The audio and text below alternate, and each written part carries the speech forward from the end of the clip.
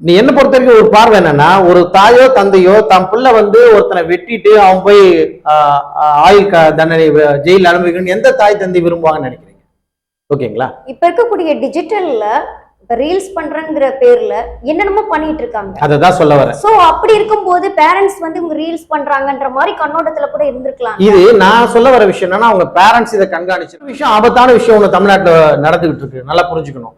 பள்ளிகள்ல இன்னைக்கு இந்த வந்து ஒரு சர்வே ரிப்போர்ட், பள்ளிகள்ல இன்னைக்கு ஒரு 8வது 10வது படிக்கிற மாணவர்கள்கிட்டயே சாதி வெறி ஊட்டப்படுது.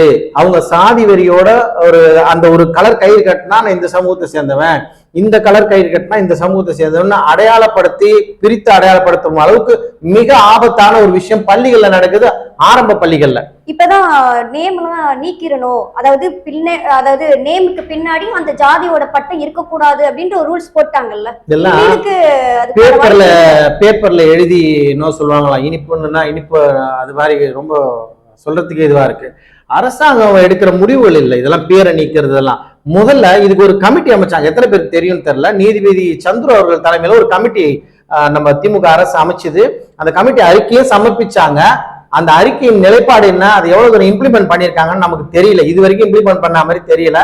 ஏன்னா நான் எதுக்கு இதை சொல்ல வந்தேன்னா, எல்லாருமே ஒரு சாதிய கொலையா அப்படி பாக்குறாங்க. நென்பார்வையில் நான் என்ன சொல்றேன்னா, இன்றைய காலகட்டத்தில் பள்ளி மாணவர்களுக்கு 15 வயசு 18 வயசு 12 வயசு மாணவர்கள்கிட்டயே இந்த சாதி வன்முறை மனதளவில் விதைக்கப்படுது. இத அரசாங்கம் ஒரு கொள்கை முடிவா எடுத்து அந்த பள்ளி மாணவர்களுக்கு ஒரு நல்ல விஷயங்களை போதிக்கிறதுக்கும் அவங்கள வந்து இதுல இருந்து வெளியே கொண்டு வரதுக்கான இது ஒரு மனநோய் மாதிரி ஆயிப்போச்சு.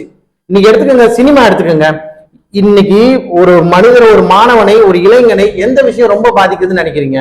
ஒண்ணு சினிமா, இன்னொன்னு சமூக வலைதளங்கள். சினிமா எடுத்துக்கோங்க, அவன் சிகரெட் பிடிக்கிறதுல ஆரம்பிச்சு இன்னைக்கு கட்சி ஆரம்பிச்சிருக்கேன்னு சில பேர் வராங்க இல்லையா, கட்சி ஆரம்பிச்சு மக்களுக்கு நல்லது பண்ண போறேன்னு. நேத்து வரைக்கும் அவங்க என்ன பண்ணிட்டு இருந்தாங்கன்னா